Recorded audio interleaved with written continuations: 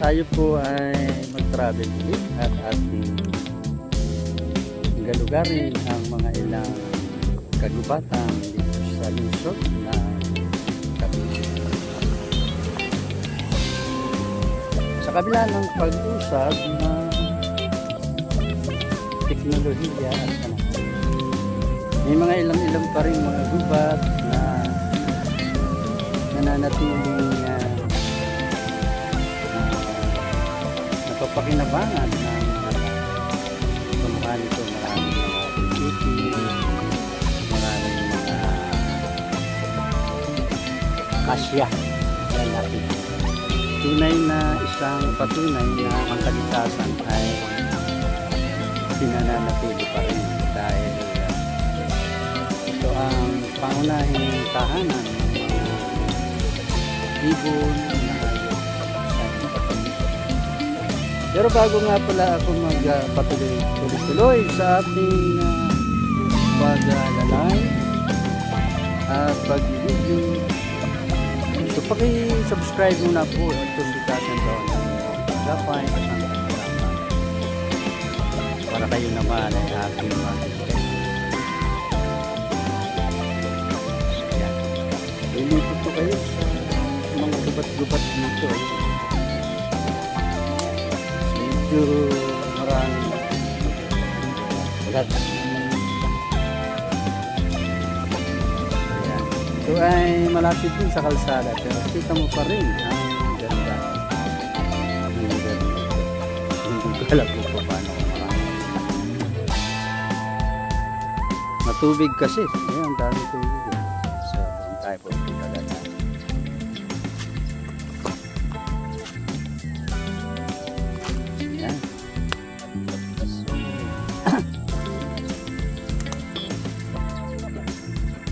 Ay!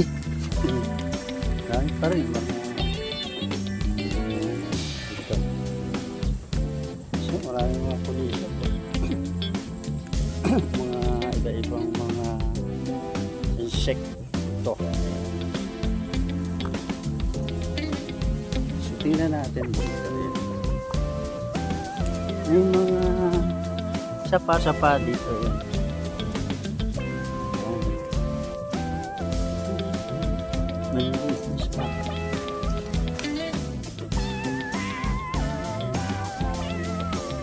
Ito yung ligaw na askis. Alam nyo, nung hindi pa naus yung tinatawag ng mga pangkuskus. Ito po ang gamit ng mga ninunong askis. Kupli kung tawagin sa amin sa Quezon Province.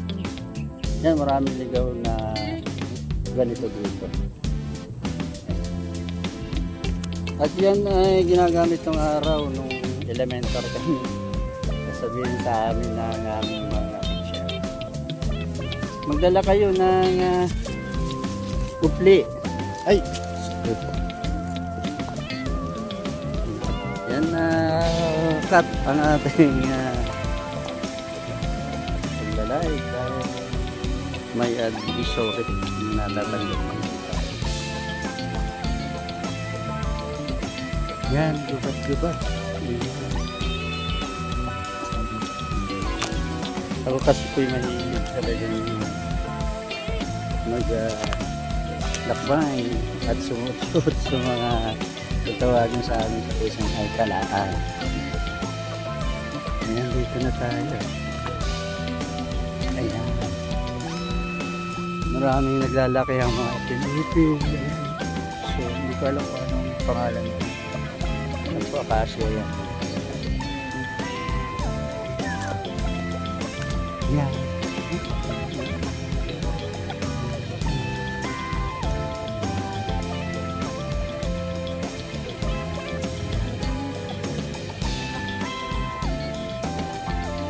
Tuloy-tuloy tayo at may papakita ko ng ilang lang. Isa lang sa mga gilat-gilat na nakikita na kaya tatakbo natin.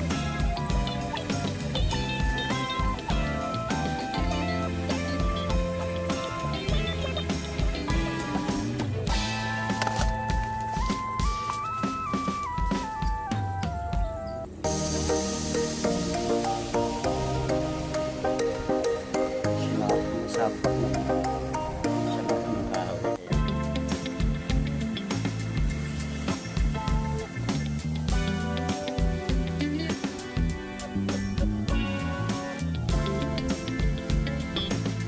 Ayan, gandang pakinggan ang huli ng mga ibon. Noong unang panahon kasi ay walang mga music. Tanging ang mga ibon lang ang pangunahin pinakikinggan at kinagigiliwan noon ng mga ibon natin. Ang huni ng ibon, napakaganda. Chiko, chiko. Meron pang pit, pit, pit, pit, pit. So, isa sa mga liriko ng mga ibon. Yan, narinig nyo. Ang laki na. Yung mga nasapak ng mga sangat na nila. Ayan, walang hinto yan na awitin. Hindi ka mukha sa mga radio na kapag nalubat namamatay siya, walang lubat yan. Tingnan mo, diretso nga. Isang patunay na napakaganda ng kalikasan kasama ang mga nag-aawitang. Yan, puno naman yan ng bulak. Napakaganda. Ito yung ginagawang material punta sa ulan. Ito ang bulak. Pag panahon ng tagman, napakaganda. So, pag yan ay nakitaan mo na ng maraming mga panig, ang ibon na tawag nila ay panig. So, panahon na po yan.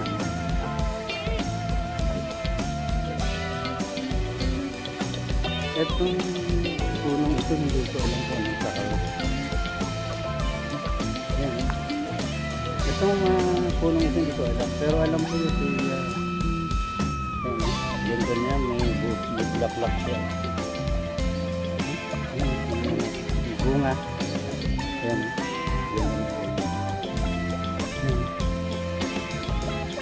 Ganda na.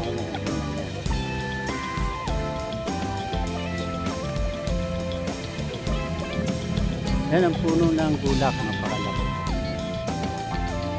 Sulig ng kalaan. Tawag sa atin sa Quezon, kalaan.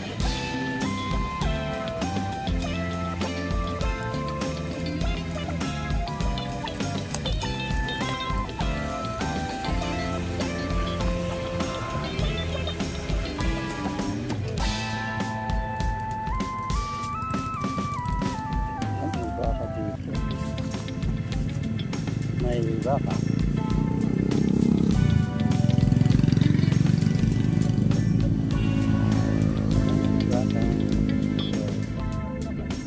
Ito yung dati palayan na. Binidevelop.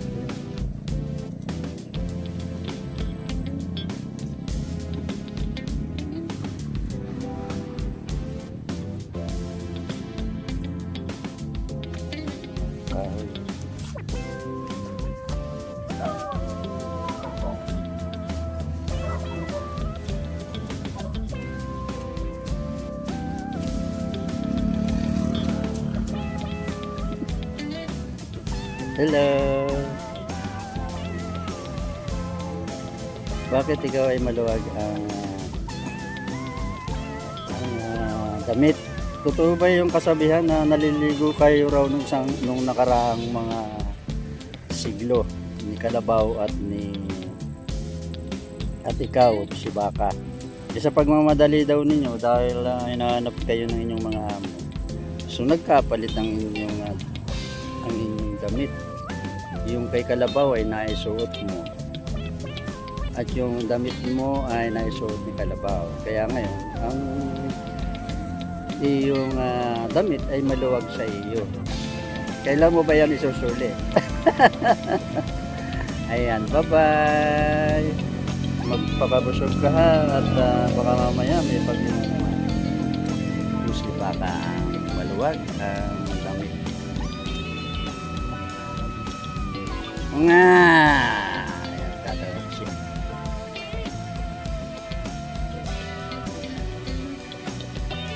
Tatawag siya ng kanyang nanay. Ito ay bagong awat pala.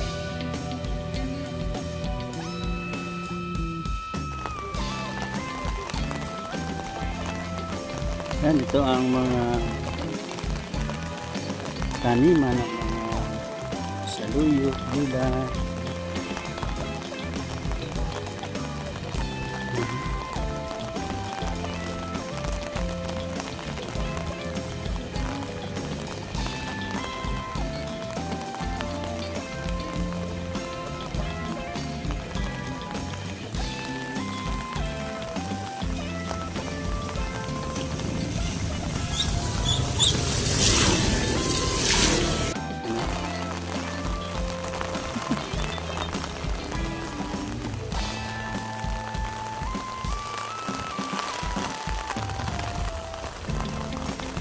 Yan ang mga pangunahing pinagkakakitaan niya sa luyo.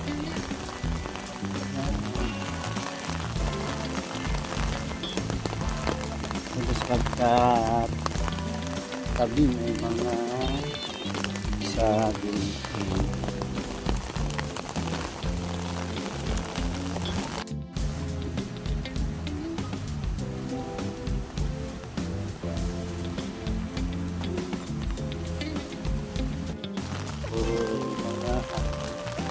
Ito tanim ng palay pa sa amin. Pero ngayon ginawa ang tanim ng sa luyo.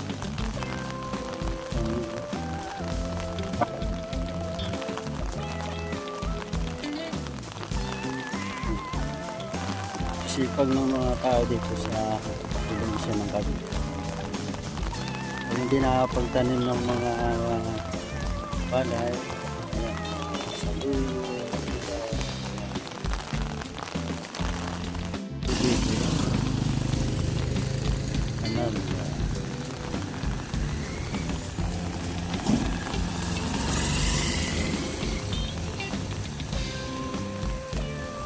nila. Papunta doon sa kanilang mga gulayan.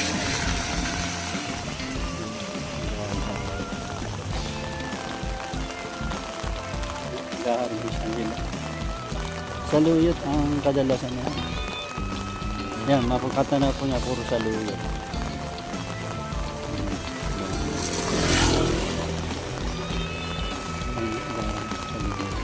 Mga narito doon yung mag-aarapis ng saluyot. Hindi pala nga tinanim mga saluyot. Ayan yung kanilang parang baraks nila. Ayan, mga gulay nilang harvest. Saluyot. Dami. Dami nga saluyot. Ayan.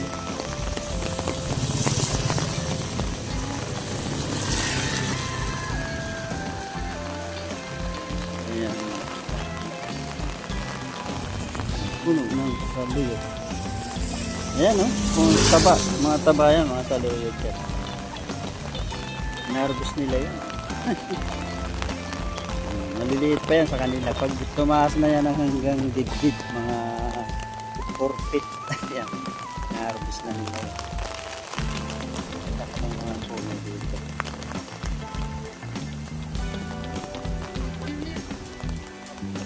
Yan no. Puro saluyot yan. Grabe saluyot. Ito pangunahin pinagkakakitaan dito saluyot. Sa probinsya ng Cavite.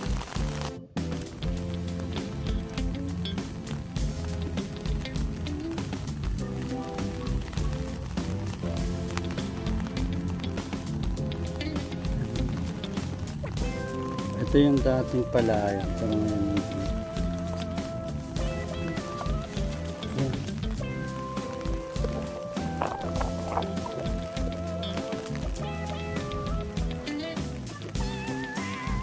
Maganda pa rin yung mga livelihood program dito. Mga baka.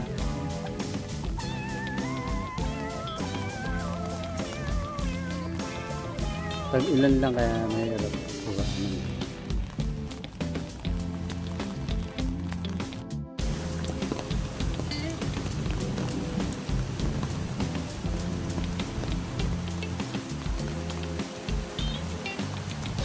Yan, ito ang mga tumana kung tawagin sa amin sa mga gulayan.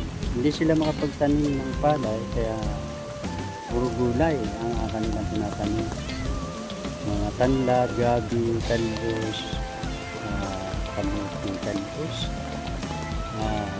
tanlad, usalay, papaya, saging, at yung pinakamabinta dito yung saluyot. Yan, puro saluyot yan. Gagaro din sila bago lagyan mo siya. Pero yung iba hindi na ginagaro din. Tinataniman na.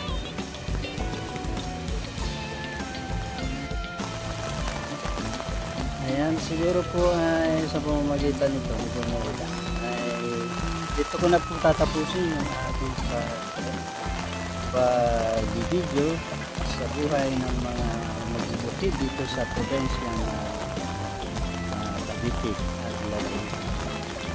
So hindi ko sila nakapagtanim ngayon ng mga gulay. Ang tanim nila ay saluyot. Napakalaki yung pagkakitaan sa saluyot. Ayan, nakikita nyo sa likod. Kaya hanggang dito na lang po siguro ay dito po iiwan sa inyo at sana nakikita nyo ang ating vlog sa umagang ito. Ito po muli ang inyong nakasama, si Kasundaw ng inyong tagapan, kasama pakilike kung naibigan ang ating. Thank you so much. Bye-bye.